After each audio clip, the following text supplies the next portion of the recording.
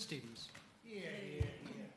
Thank you, Mr Hollowborn. It's a privilege as always to serve under your chairmanship. It's a privilege to represent the SNP and the City of Glasgow, and in terms of this issue, I refer to my register of interest.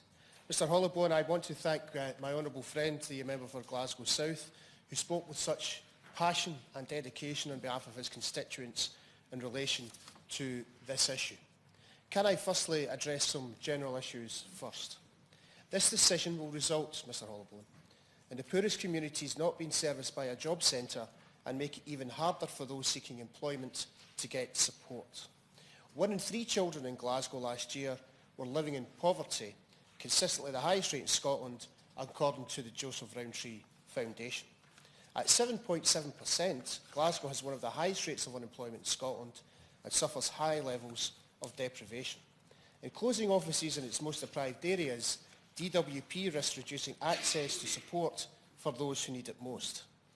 And indeed, the government cite the fact that claims can be made online. However, Citizens Advice Scotland has made it clear that a large proportion of the sanctions that they deal with concerning their clients is because of problems of accessing information technology, often where the claimant does not have the skills or IT access to meet the job centre's requirements.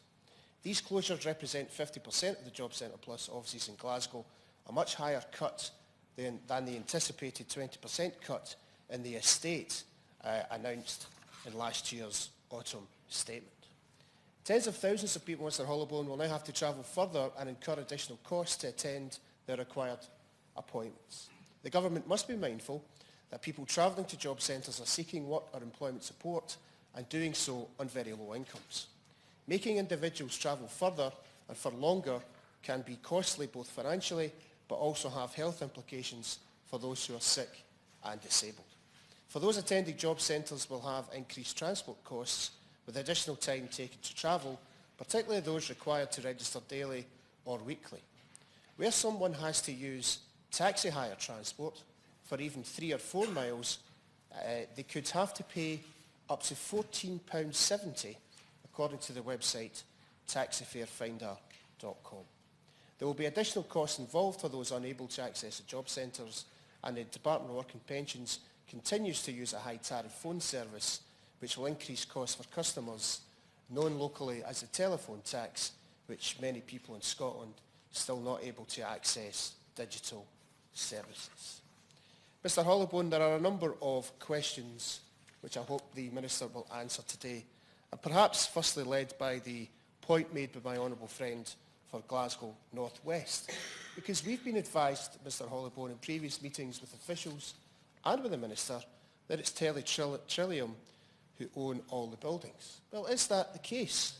Because as has been pointed out, the planning application submitted to Glasgow City Council, 21 Herschel Street, the Anniesland Job Centre office, I have the planning application here, that building is owned by Holmes Miller Limited.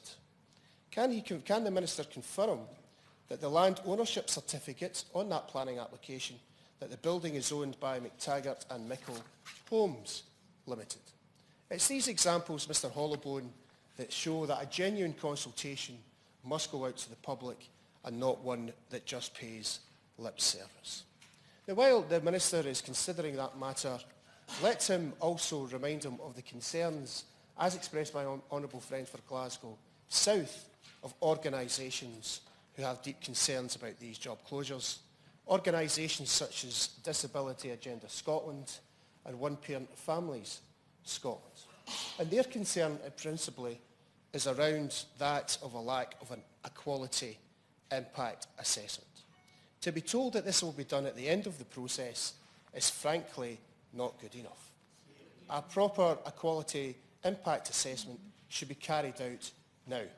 It should be carried out so we can see what the effects are on women, what the effects are of those with disabilities, and the effects of those where English is not their primary language.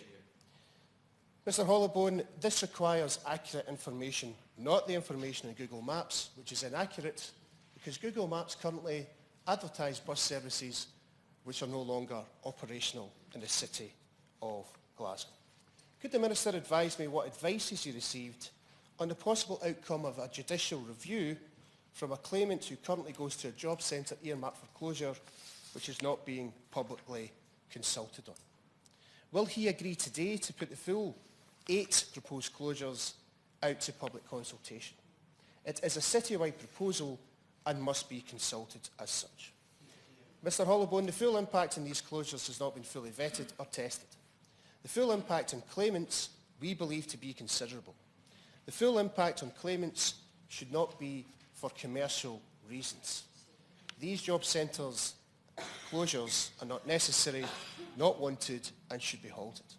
These plans are regressive and morally outrageous, and it is clear that the Westminster Government intend to make Glasgow the guinea pig, and it could be used as a template for further closures across Scotland and the UK. Can I ask the Minister, please, to give Glasgow an early Christmas present and halt these plans for job centre closures in the great city of Glasgow? Thank you.